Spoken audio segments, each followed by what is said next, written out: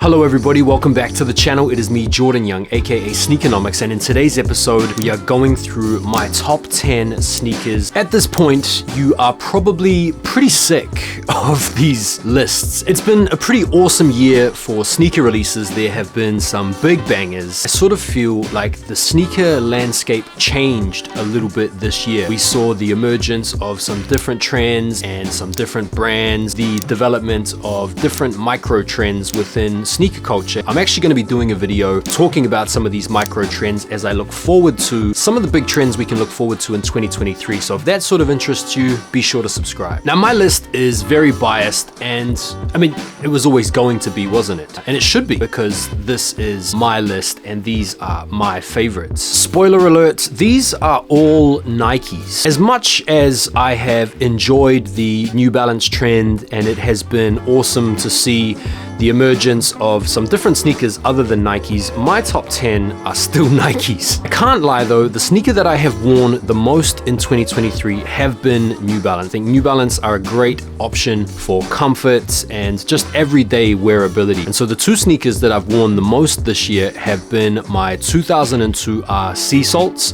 as well as my 1906 Rs. These models are comfy and cozy and well worth a shout if you're looking for an everyday wearable sneaker. Before we get into the official top 10, I've got a few special mentions. First up, it's going to be the Union Dunk. I think these are very clean and very simple, and I like the idea that you can customize them by removing the ripstop material. I like the storytelling with reference to the passports, international travel, finding different exclusive colorways of sneakers overseas. You see, in the early epochs of sneaker collecting, the only way that you could really get your hands on exclusive colorways in your area that no one else was going to be seen wearing was to grab region-specific colorways from overseas. And so a big part of what sneaker collecting started out being for a lot of people, and a lot of old heads will understand this, is going over to Asia or going over to Europe or going over to America and picking up local exclusive colorways and then bringing them back over to wherever you came from. And this sneaker sort of represents that, which I think is cool. The next special mention sneaker is going to be a LeBron, and it is these, the LeBron 9 Low LeBronald Palmers. Now some of you out there might be thinking, holy heck, what is a LeBron doing even getting a special mention? And let me tell you that this sneaker about 10 years ago was an absolute holy grail. It wasn't just a cool sneaker, this shoe was selling for thousands and thousands.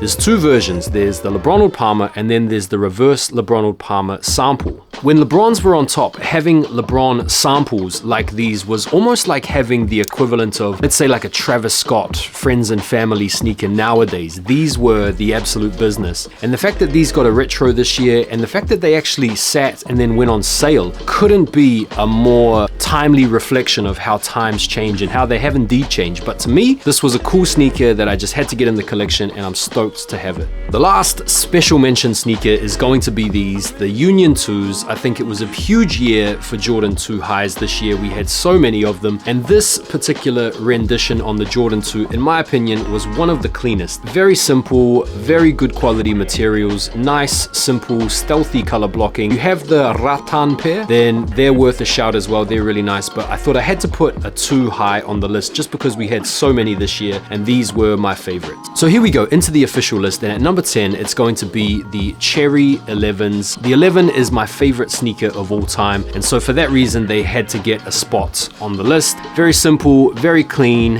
colorway and well executed. The quality is good and they look great on feet, and I just think they're great.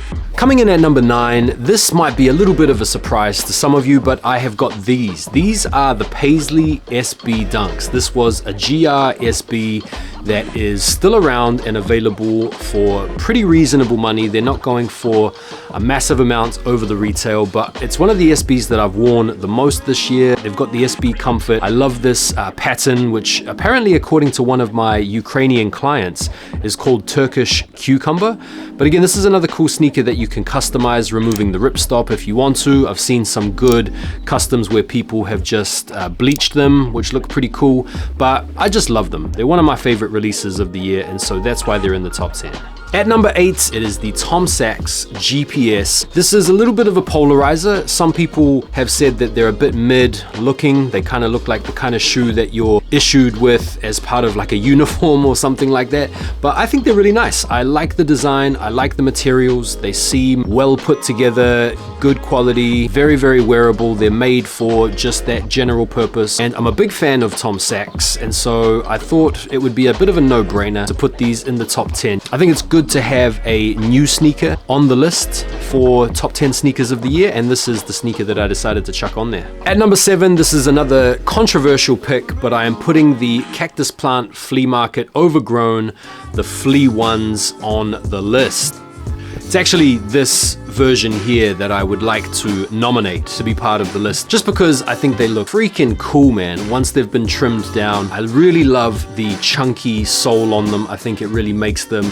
I like the fact that you are encouraged to customize them and make them your own. I like the fact that they give you the swoosh as an option to chuck on either orthodox or reverse if you want. And listen, it's a wild concept. It's an out there idea, and I like sneakers that kind of push the boundaries, creatively speaking, and gets people talking. And this sneaker is just the absolute embodiment of that. So that's why they're on the list. There could be a bit of recency bias attached to that as well. But when I look at these sneakers, I just think, man, they are cool. Okay, so at number 6, I have got the Air Jordan 1 Lost and Founds. I can imagine a lot of you are probably going to scroll on now and exit the video, because I'm sure most of you have got this sneaker at number 1. And for those of you that do have this sneaker at number 1, I want to say welcome to sneakers. It's nice that you've just joined in the past couple of years. I'm joking, but not joking. The Jordan 1 Chicago has come out so many times over the years. And it's also a colorway that has been splashed on so many other Nike variants. And so for me, it's a bit overrated. It is worthy of being on the top 10, but in my opinion, it's not the number 1 sneaker of the year. Please do not unsubscribe. It's just my opinion. Okay, so into the top 5, and at number 5, it's going to be the Air Jordan 3 Fire Red. This, in my opinion, was the best Jordan retro we had the entire year. They improved the shape to make it look much more like the OG. They fixed up the toe box, the elephant print, as well as the heel. The quality is good, and it's just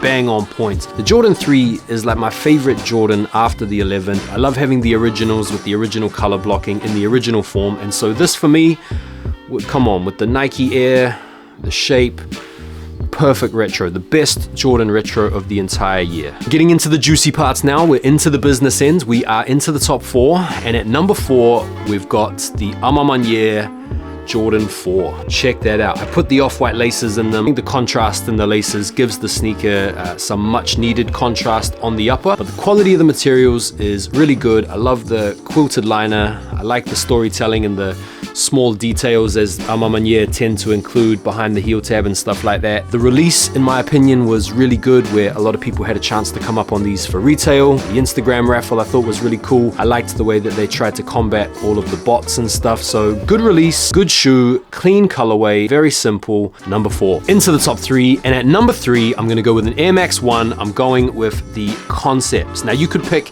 any one of these shoes as like a single nomination and I would be fine. I've elected to put the entire pack at number 3 because I think these are the best Air Max 1s to release the entire year. Far out, the mellow. This is actually like my favorite pair. I think it's the quietest and the stealthiest, and then the heavies, which are just wild. I think Concepts absolutely destroyed it this year with their collabs, and this particular collaboration was awesome. Storytelling, nod to Woodstock, and ultimately the wild color blocking just make these such a cool sneaker. And also the quality, like these are well put together, they're well made. So that is my number 3 sneaker of the year, the Concepts Air Max 1. Coming in at number 2, it's going to be the Jordan 1 Low Travis Scott Reverse Mochas. These are just clean, wearable, quality is really good. They look awesome with pretty much any outfits. I copped them fairly recently, so I haven't actually put them on the toe. I'm gonna wear them over the next few days. I've laced them up, got them ready to go. It's a little bit hype beastie, I get that, I can understand that, but I honestly think this is one of the best sneakers to come out the entire year. Got everything going for it.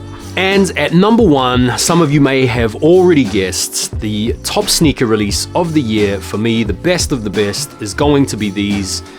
The Nike SB Dunk Low Concepts Collab Orange Lobster. What a cool shoe. I think they're probably a bit better with the white laces. I chucked the teal in there just for a bit of jokes. I think with the white laces, they look clean, but it's just one of those sneakers that when you get them in hands and you get to appreciate them up close, you can sort of understand what all the hype is about. Now, I've done individual reviews on pretty much all of these shoes. I do like to include a little bit of storytelling and a little bit of history behind the release. So if you wanted to know why the Lobsters are so hype and why they're so expensive, check out my review on them. I talk a little bit about the history of Lobster releases and why they are so sought after. And so there we have it. There are my top 10 sneaker releases of the year. Yep, they're all Nike. There's a lot of collabs in there. These are the sneakers that when I have got my hands on them, I have had that moment of joy that has sparked within me, which is pretty cheesy to say, but it is kind of why I do this and why I'm sure a lot of you out there like to collect sneakers.